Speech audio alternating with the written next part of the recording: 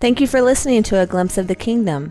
A Glimpse of the Kingdom can remain free because of generous donors like you. If you'd like to donate, feel free to do so online, or you can send payments through Facebook Messenger. Don't forget to tell your friends about it so that they can enjoy this ministry as well. Be sure to subscribe so that you don't miss any podcasts. You can listen to my daddy every single day, like in the gym, in the car, or just at home. Glimpse of the Kingdom is awesome!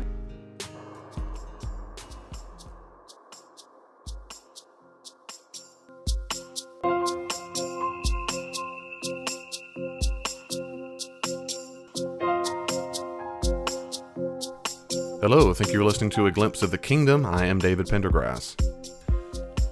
There's no way to say this without sounding like especially if you don't know me, this is egotistical. I'm not being egotistical, I'm just telling you the truth. People often ask me, who do you listen to? Are there particular preachers you listen to? Are there particular authors, whatever, that you love, particularly pastors or preachers? My response is none. I don't like any of them. Every once in a while, there's one who makes a good point here and there, but I find myself so frustrated by people who are the typical, particularly the popular ones. Not that they're all bad, they're all satanic, they're all evil, because the more popular they are, the more of an easy target they are. And I hate that. It's not fair for people just to, oh, that so-and-so's a heretic. So-and-so's everybody who's popular is a big, easy target. So that's not my point here. I'm just saying when I listen to people, if they're popular or not popular, I tend to find myself quite frustrated by the way they handle the text. It doesn't mean they can't make a good point from time to time. It just means I find myself frustrated with the text, which means I typically don't read the literature because I find myself more frustrated than I am calm.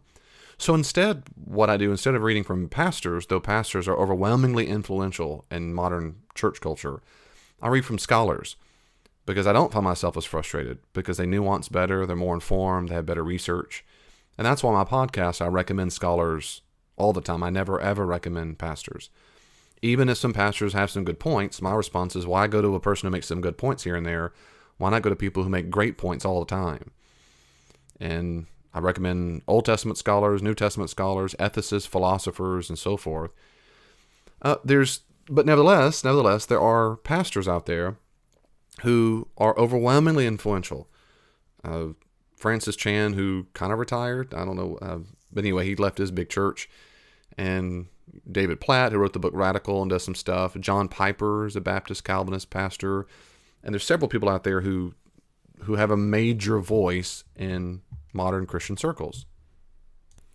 And I appreciate the fact that, and I like the fact that Christian pastors have such an influence. I really do. Praise God, they do.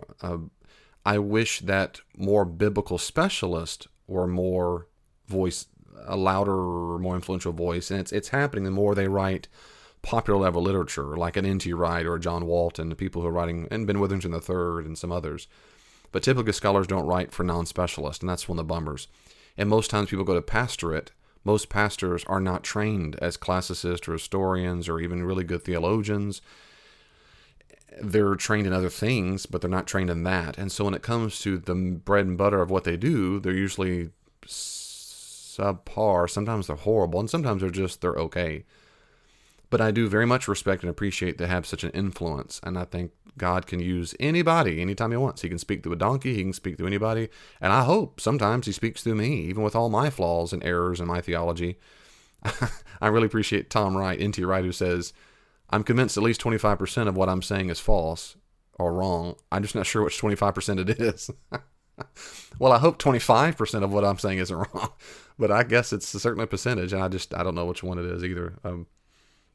Having said that, I get requests oftentimes of people, what did I think about that book or that sermon or that movie or something? But honestly, I just typically haven't read it or watched it because I'm just not in that world. And again, one more time, just because I feel compelled to say this again, it's not that you can't listen to them. More power to you. It's just that typically I can't because I get too frustrated with the way they do their text, with the text. Some people I don't get as frustrated. Some others I get a lot more frustrated, depending how we disagree theologically. And that means they'd be just as frustrated when they listen to me. They would say, no, David, you got that all wrong. And I mean, that's just the way it works. But I'm not, for example, I'm not a Calvinist. or reform. And that's, if you don't know what that is, I guess don't worry about it right now. But to people who typically are reformed or have that particular theological slant, I can find myself pretty frustrated because I think they're misreading the text. And they would say that about me in my view. But okay. Anyway, there's a few Calvinist authors out there and pastors I just don't hardly ever listen to. I do sometimes because I just don't. I'd rather read people that I love, not because I agree with everything they say. I love them because they're always so much more researched. Because I read scholars who disagree. I read Bart Ehrman, listen to Bart Ehrman, and I disagree with a lot of stuff he says. But I listen to him and I read from him and other people. Anyway, one of such guys is a guy named John Piper. John Piper's a really, really well-known author and pastor in churchy world. If you're not in the churchy world much, you don't know who this guy is, and that's fine. But if you are, you know the name. He's a very, very outspoken Calvinist, and I'm sure does a lot of great work. I mean that. He's written all kinds of books, and he's a well-known speaker and pastor of a church. He's got no telling how many videos on YouTube and Vimeo and whatever. Anyway, he's a well-known guy. The other day I got a question, as I do pretty often, that is, what do you think about this? And one was a video by John Piper. I don't typically respond to them too much, these kinds of videos, because I don't know, I guess I just find some of them so frustrating. But this one I thought I'd respond to some thoughts on what John Piper says, because it is John Piper. And I thought maybe, even though I don't listen to him much ever, you might. And if you're listening to my podcast, perhaps you care a little bit about my opinion. If not, that's fine. Now's the time to turn it off. But here, I'm going to play some clips of a video that he apparently did a long series on his website called Desiring God. And the one question, he tries to answer several questions. And the one here that I'm going to talk about is a video that's called, Is Genre Important in Bible Reading? Well, here's some clips, and I'll respond to them. The word genre is often used to describe the kind of literature we're reading. And it's usually said that the Bible has many different genres. It has parable, it has narrative, it has proverbs, it has history, it has law, it has that famous one, apocalyptic, that you don't need to know the meaning of. And I just want to register here that I have a pretty strong skepticism about being told that a text has a particular meaning because it belongs to a particular genre. Okay, let me say a few things. One is, giving these one response to him isn't fully fair because he can't respond back to my responses. And I know that, and that's not, I don't know, not very fair, you might say. But at the same time, I'm not going to interview John Piper on this because I don't care that much. But nevertheless, here are just some quick responses as fair as I can be. One is, he said, most people define, or a lot of people define genre as literary type. That's true. Everybody does. Not most people. Everybody defines. Genre is a French word that comes from a Latin word, of course, for genus, or the word generation. But it's any time, any literature, poetry, music, whatever, any time there is a similar form, content, or tone, or other rhetorical devices, anytime something is similar to others of the same thing, we categorize that. We categorize it. And in the Bible, we call it genre, or more technically, literary genre. And that's a kind or a category of literary composition. So you can look at literary technique, tone, content, sometimes length. You just look at things that are similar. If they're dissimilar, then they're probably not in the same form. But what we find is in literature, oftentimes literature does have the same kind of tone or content or subject matter, things like that, to form to form genre. Now, this is ancient. Plato, Aristotle, ancient Greeks, this is a very, very, very old convention that human beings tend to write in similar styles and function and so forth when they do literature. It's a very old technique. So this isn't a modern, newfangled, scholarly way to confuse things. It's very old. That's the first thing I'd say is this. The second thing I'd say is when he mentions the different kinds of genres like parable and narrative and so forth, that's true. The books of the Bible compiled of multiple kinds of genres, and inside of a book there can be multiple genres. Jesus himself utilizes various kinds of oral speech, and then the gospel writers use various literary types of genre. And of course, they do that because that they are following conventions. So it strikes me as bizarre when he says apocalyptic and then laughs about it and then says, you don't need to know what that means. My response is, John, why? Why in the world would you not want to know what the word apocalyptic means? Because that's exactly what the author of Revelation calls it. It is an apocalypse. It's a biblical word. It's the Greek apocalypsis is apocalyptic. In fact, knowing what the term means and why scholars use the term is overwhelmingly helpful in interpreting the text. So I'm not sure why anyone would want to disregard what the term means of a genre. It's like saying, well, there's a genre called poetry, but you don't even know what poetry means. There's a genre of gospel, but you don't know what gospel means. There's a genre of cookbook, but you don't even know what a cookbook means. That seems silly to me. Of course you want to know what these terms mean. You might not concur with the definition of the term as scholars use it. That's fine. But that doesn't mean you're ignorant of what the word means. I don't get that at all. And he ends by saying he is, I can't remember the exact word, but overwhelmingly or certainly skeptical of anybody who tells you that meaning is determined by genre. He's skeptical of that. Before I tell you my response to that, let's hear his reasons why. And there are several reasons.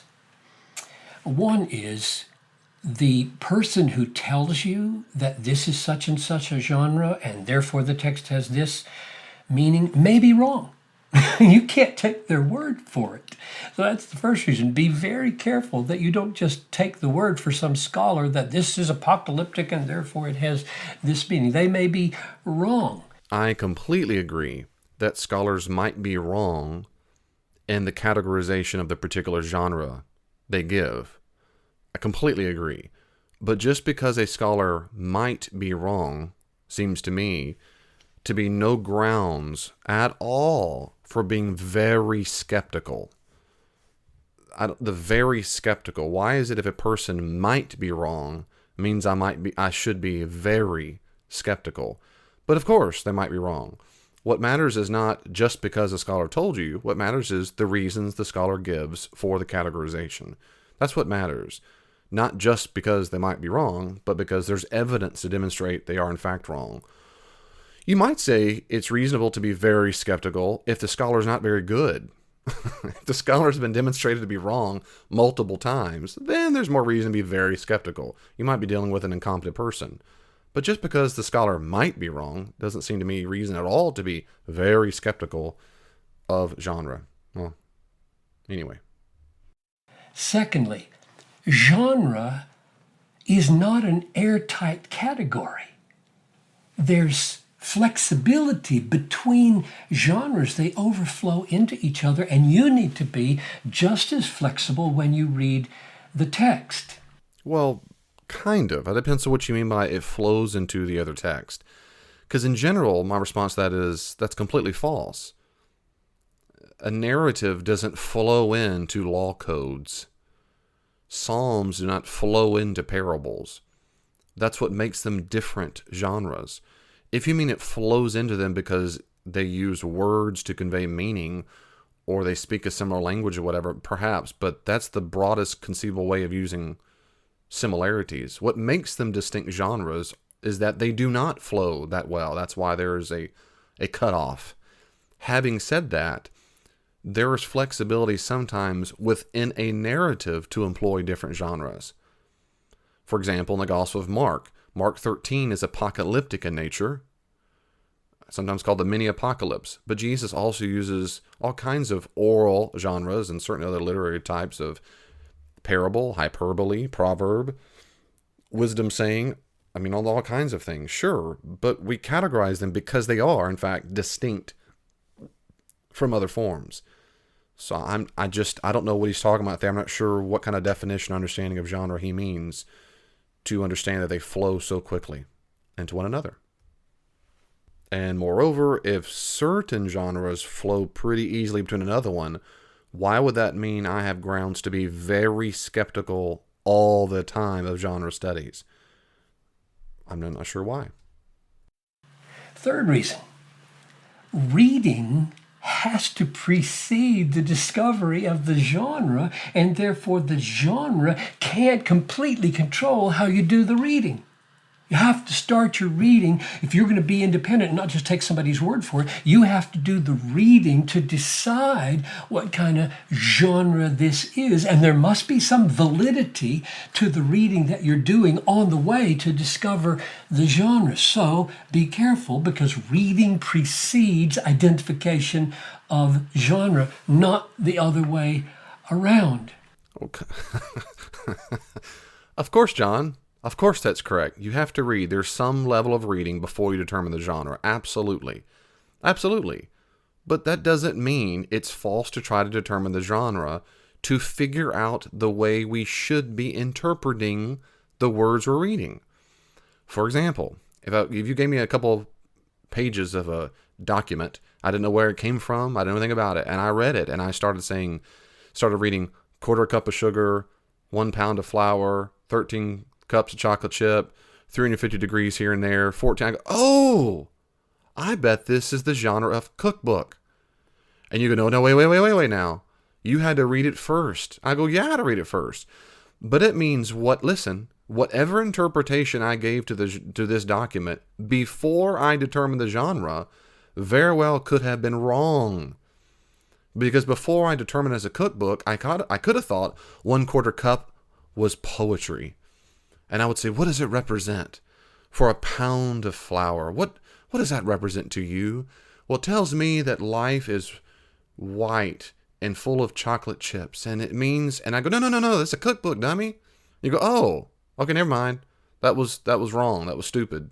It wasn't a metaphor. It wasn't a simile. It wasn't anything. It was, it was a cookbook, which means it's literally describing how to make things. It's called a recipe. That's the genre. We're going to call this recipe, which means every time I read this recipe book, it means how I'm supposed to interpret it. But yes, I read it first. It just means that when I determine the genre, it helps me look backwards and go, that's it. Now I see how the pieces fit together.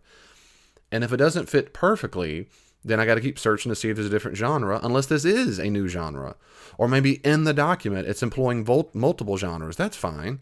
But yeah, we got to read it first. It just means that my interpretation, before I determine the genre, is not certain to be what the author intended when he or she wrote it. And since that's the goal, in fact, as John Piper says another thing, he calls it the golden rule of Bible. Try to figure out what the original inspired author meant. Well, I completely concur with that. He says it on a different video, maybe other places too. I completely concur. That is the goal. But since we know that inspired authors employed various genres to talk, it matters what they thought the genre was. Remember, this is an ancient idea that goes way back when. And so when the ancient authors who wrote the Bible wrote things, they also knew how to write because they studied genres. So yes, we have to read first. Yes, we do that to determine the genre. Once we determine the genre, it is enlightening. We'll go, oh, we were right in our interpretation, or no, we were way off. And the fourth reason why this really matters is because what if an author intentionally mixes it up? I mean, you can imagine this.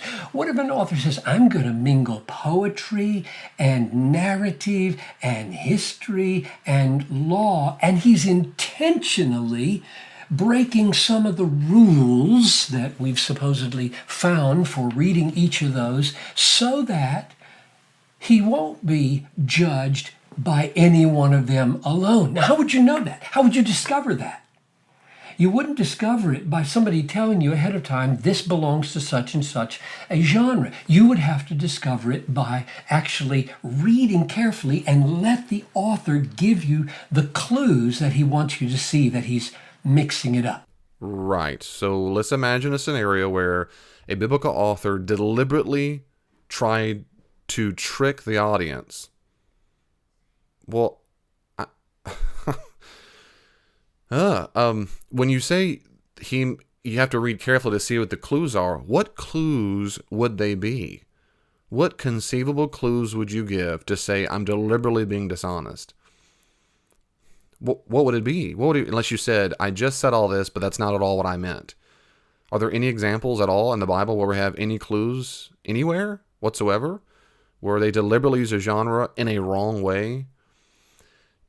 I don't know of any. I don't know anything come close to it. The second thing I'd say is that means the biblical author would distort a commonly held genre of the ancient world, which means the person would deliberately do something that could really screw up his intention. So if the ancient audience hears things in high metaphor and symbolic language and thinks they're hearing poetry, and what they really meant was something like a cookbook, well, that author really, really just screwed up, because ancient authors don't think that way. Ancient audiences listen to conventions. And you need to read the ancient grammars to, like a prognosmata, read the way these ancient people thought about how to write things and how to present oral cases. They deliberately followed convention so that you did not confuse the meaning or intention of the speaker. So what he's saying is, I don't know of any example in the Bible, and two, I don't know any example in the ancient world that anybody would ever do such a thing. So I think the question really is genuinely irrelevant. And the last reason I would give you for why being skeptical of genre control is this. I have found over the years that the people, or let's just say myself, that I have made the most discoveries when I have tried to let the text itself, in all of its details, dictate to me what is actually there, rather than bringing to the text an assumption about any particular genre. So he's made the most amount of discoveries when he ignores genres. Okay, my opinion is I don't care if you or anyone makes a lot of, quote, discoveries. Discoveries to me are irrelevant. What matters to me is what God wants us to understand and what is being affirmed in the text. If he means I've discovered more of what God is saying by ignoring genre, my response is, okay, I don't find that convincing in my own life, and nor anybody I've ever known who studies genre studies. I find the opposite to be the case. When I know the genre, I go, oh, now I understand the purpose of the literature, and it changes very much the quote-unquote God-given discoveries. But if you just mean I discover more, it's more intriguing because I ignore genre, well, okay, but I don't care. So, conclusion. Don't ignore genre. Of course, it's real. Poetry and Ten Commandments and narrative, they're not identical. But have a healthy skepticism of anyone who tells you this text means such and such because of its genre. There's more going on than that. To that, I would say, you're right, there are different genres, but to be skeptical of the person who says it means this because of the genre, because there's more going on than that, my response is, what evidence do you have for that? What evidence do you have for the claim that there's more that's going on than the genre? Remember, genre is a literary type, an ancient convention that ancient people knew and utilized to convey various truths. They deliberately used it to convey various truths. So it's unwise of us, especially those of us who think the biblical text is authoritative, to ignore the genres they used. Now, if he thinks that if someone says it has to mean this because this is the genre and no other meaning will do, I think I agree with him, then that would be a false assumption that no other conceivable meaning. That is, the Holy Spirit could tell you something else. That's fine and possible. But if you're making the argument that an ancient author, an ancient audience, would have thought of other things than what is being described in the genre, I do not find that compelling at all. To say it one more time, if the point you're making is you think that God's giving you brand new revelations of interpretation that ignore genre, that's fine. You can think that. You might be wrong and you might be right. If you're saying that ancient people did not utilize genre deliberately to communicate the truth they're trying to communicate, and moreover, that the audience would have been listening for a particular genre's take on something, then I think you're completely wrong. I think it's completely false to think that ancient people did not deliberately use genre in order to communicate truth. We have every reason to think that ancient people in general knew what genres and deliberately listened to them to figure out how to write and how to listen to the particular document. And there's a lot of reasons why. I'm out of time now, but you can go read the scholars who make the argument. I find them very compelling. It is standard place in New Testament studies and Old Testament studies. Everyone knows in literature you look for genre. It's the very first thing you do to help interpretation. And anybody who says, I have an interpretation that explicitly violates that genre, everybody in scholarship that I know of, and certainly I'm one of them, would be very skeptical of your interpretation. So if John Piper came up to me and said, I found a discovery, David. I found a discovery in what everyone says is Jesus' parable, but I'm not going to be limited by that genre. I really think there really is a guy named Lazarus that Jesus knows, and he's in hell, and he has like a magic telescope. God revealed, whatever. He revealed this to me. It's beyond the genre of parable. My response is, okay, I don't believe you. I think you're wrong. I don't think at all that's what the author meant by that, nor the ancient audience would have heard when they heard it. I think what you think is some divine revelation to interpret it might be true. It might be some divine insight. It's just I don't find it convincing. I'm going to stick with what an ancient person would have heard as best as we understand it. I will stick with that all the time, more than your novel, quote-unquote, discovery of the text, because of what I've said over and over and over. Because ancient authors deliberately used genres. That's how they learned to speak and to write Greek and Latin. When they used in grammar school, they learned how to various compositional strategies, and they employed them on purpose. It's very, very old. So I don't understand exactly John Piper's point. I get the feeling and also the impression that he's very skeptical of another person telling him what to believe in the text. So it seems to be like a response to some kind of authoritarian way of reading the Bible. That is, don't trust. I'm very skeptical if someone tells me how to interpret it. I want to interpret it myself. So don't tell me how to interpret it. I'm very, very skeptical of anybody who tells me this is how you're supposed to interpret it. Because why? Because I have found so many discoveries just by reading the text myself and no one telling me at all. So just to summarize and to give a little analogy one more time. If John Piper came up to me and said, David, I've been reading this document that you call a cookbook, but I have made tons of discoveries just by reading the details of the text. And I've learned all kinds of stuff about life and love. I've found insights into relationships and insights into the nature of God and insights into cooking and chemistry and all kinds of things. And just by reading the text, my response to John would be, brother, with due respect, if anything you say whatsoever is beyond this is how to bake a cake or to grill chicken or whatever, then I don't care. You've read into the text something that it wasn't there. And John might say, no, God revealed it to me. He revealed to me. He used this text. The person who wrote this text deliberately wanted to change it up. And he didn't really mean just literal face value cookbook. He wanted to trick us and use a different, not trick us, but maybe you would say trick us, deceive us, change it up so that we have something new and radical. And just the details told me that. My response would still be, okay, you believe that. I don't at all. I think you're just simply mistaken. I think the genre of cookbook should always dictate our interpretations. It's like saying it gives us parameters. There are safe interpretations within these parameters.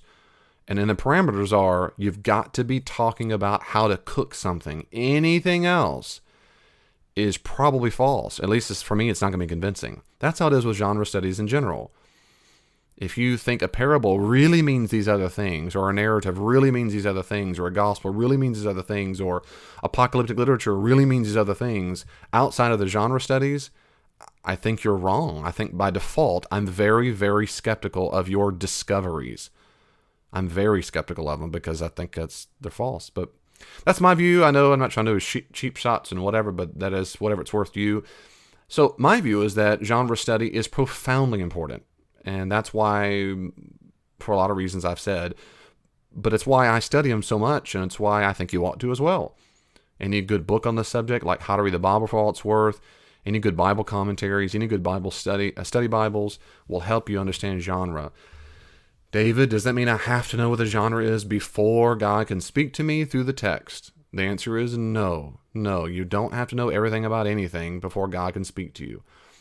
It's, again, are you more likely to have a right interpretation if you read a cookbook because you know what a cookbook is and what the conventions are and the parameters are of a cookbook? The answer is yeah, sure. That's how it is with the biblical studies. the more we know, the better our interpretations will be. We'll stay in the parameters of what makes the most sense in the ancient world conventions.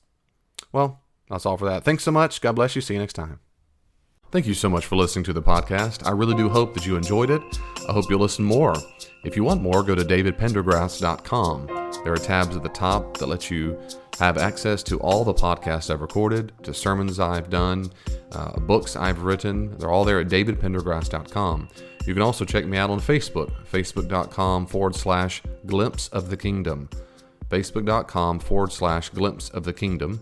And also look at my Twitter feed at glimpse the kingdom, or at Dr. D. Pendergrass, at Dr. D. Pendergrass. There's tons of ways to reach out. I hope you will. Send me your questions, send me your comments. If you'd like to support the ministries of Glimpse of the Kingdom, you can also find ways to give online on davidpendergrass.com. If you'd like for me to come and do some consulting, check out my website, davidpendergrassconsulting.com, and I'll be happy to come out and speak to your organization and help and train any way I can. God bless you. See you online.